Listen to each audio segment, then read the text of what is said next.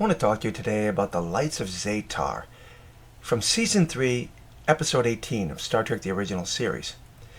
For the most part, I really did enjoy this particular episode, but there are some questions that I have. I really don't think were answered too well.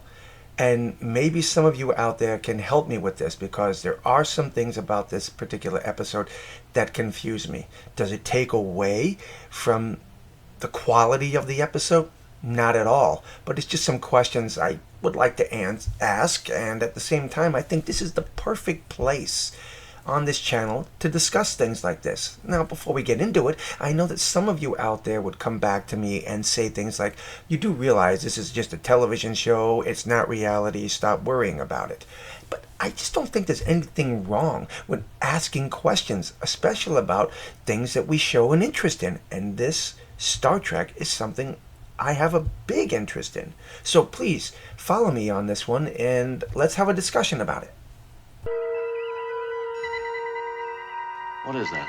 Indications are a storm, Captain. Although I've never seen one of such great intensity or strange conformation. It's approaching at warp factor 2.6 and accelerating. Check that. No natural phenomena can move faster than the speed of light. It is definitely doing so, Captain.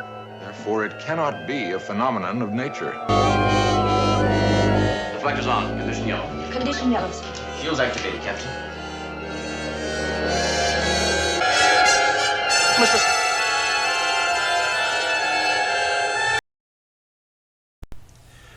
Okay, so we all know the story here. The Enterprise is on its way to Memory Alpha to install new equipment for the planetoid, and along for the ride is a specialist, Mira Romaine, who helps to install the equipment there. They encounter this strange storm, which penetrates the shields and basically impacts everyone on the ship, attacking various aspects of their brain. Mira Romaine is very susceptible to it, and it's more like a possession that takes place. But the thing that I noticed in this particular part of the show is once the Zetarians make contact with Mira, almost instantly they start pulling away. They have her, but they're pulling away from the ship all of a sudden. Is it because the shields are up? I don't know. She's dead. What did she die of? Severe brain hemorrhaging due to distortion of all neural systems, dissolution of autonomic nervous system, all basic personality factors, Captain. Okay, so the Zetarians have been out there for hundreds of years searching for the perfect body to inhabit. That's not a problem with me. But it's just amazing to me how, without shields, these people on this planet are able to be wiped out. Their brains are destroyed by the Zetarians. And yet, with shields up, they are still able to get at Mira, and she becomes very susceptible to the attack. I find that interesting. Okay, so now with Mira on the planet, they are discussing what happened there to the facility workers, and Mira starts getting these feelings that the Zetarians are coming back. She warns Kirk and Spock and the crew, and Spock pretty much tries to prove that she's wrong when the Enterprise calls and tells them they're coming back. And they beam back up. And here's part of the problem that I have.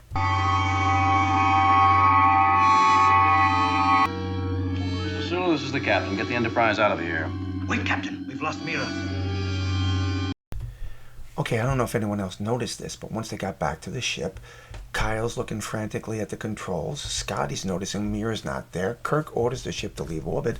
It's only when Scotty notices that Mira's not with them that Kyle looks at the transporting pad and says, oops. And no one doesn't even bother. I mean, Kyle doesn't even bother to tell them that there's something wrong until Scotty notices it. And once he does notice the problem, Kyle informs Scotty that he has her coordinates, but she's suspended in transit. Okay, and he also says that something is interfering with the signal. It's just, I don't understand this part of the episode right here. One, how can a possession affect a machine that's supposed to break down energy patterns? That just doesn't make sense to me. I'm not the writers of this show, but this one particular scene really confuses me. Mira has tried to tell me all along that she was seeing things in advance. Why didn't you report it? You don't report space sickness, that's all I thought it was. What did she see? First attack on the ship. The attack on Memory Alpha. And the time we nearly lost her. Okay, here's another little issue. Scotty's telling them that Mira has been telling him all along that she's been seeing things in advance. So he relays to them what she has seen. The first attack on the ship, the attack on Memory Alpha, and the time they nearly lost her. Here's the problem. How can she have a vision of the first attack on the ship when it is during the attack on the ship that she became possessed by these aliens? The final possession of Mira is pretty cool. The effects here were great as far as I'm concerned. But we've got two final issues that we need to discuss right now. And one of them I'm pretty sure everyone has talked about since this show aired. She cannot stop us. You cannot prevent it. Mira! Mira! That's not Mira talking. Captain, we must deal with them directly, now, while she still retains partial identity. We can speak to them. They will answer using her voice. I think McCoy would have the best answer to this one. How can you be deaf with ears like that? Think about this now. We just heard alien voices coming out of Mira's mouth. At the same time, Kirk has acknowledged that's not Mira talking. And then the next thing we hear is... We can speak to them. They will answer using her voice. Yes, we understand you. Yes, all corporeal life was destroyed. Then what are you? The desires, the hopes, the mind, and the will of the last 100 of Zetar.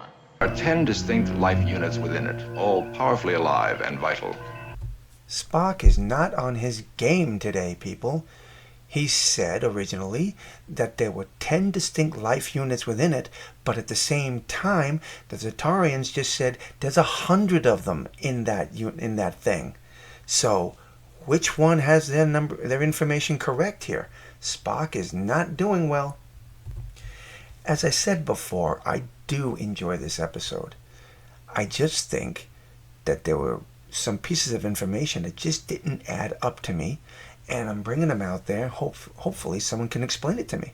Because one, how is it that Spock is wrong twice in this episode? He's usually on his game. And two, how is it that the transporter was affected? Mira was possessed by the Zetarians, but how does that affect a transporter system? I don't know. I don't understand that science fiction technology, but I still think it's an interesting question to ask. And then finally, how is it that the shields were able to stop the Zetarians from getting all the way through the first time, but at the same time, they were not able to stop them from getting through this time? Oh yes, and then of course there was the other thing where Scotty tells them Mira saw the first attack on the ship before she was even possessed.